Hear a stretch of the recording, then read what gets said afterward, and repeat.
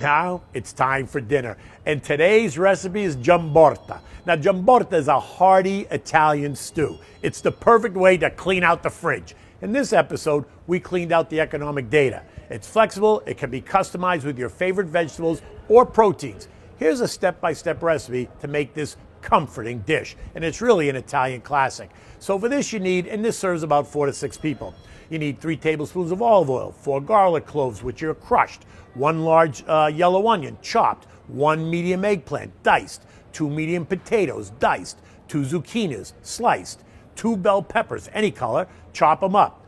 1 can, a 28-ounce can of crushed tomatoes, right? 1 cup of vegetable broth or chicken broth, right? You can use either. You need 1 small can of tomato paste. You need a teaspoon of salt. You need a half a teaspoon of black pepper, a teaspoon of dried oregano, a teaspoon of red pepper flakes, which is optional if you want heat. You need a handful of fresh basil leaves, torn, and optionally, you can add beef. You can add ground beef to this, or sweet sausage, or even chicken pieces if you want to. That's not necessary. You need to put this over 1 cup of rice, or if you're really interested, put it over some rigatoni. We'll talk about that in a moment. So now you got to prepare the base. You got to heat a heavy bottom pot or a Dutch oven over medium heat. Add the olive oil and the garlic, sauteing until it's fragrant, about 1 to 2 minutes. Add the onions, cook until softened, about 5 minutes or so. Now you're going to add all the vegetables. Toss in the diced potatoes, the eggplant, the zucchini, and the bell peppers. Season it with the salt and the pepper, the oregano, and the red pepper flakes if you're using it.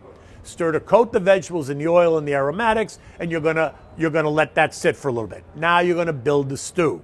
You're gonna add in the crushed tomatoes and the vegetable broth. If you prefer a thicker consistency, then you're gonna add in the tomato paste. Bring the mixture to a boil, then reduce the heat to a simmer.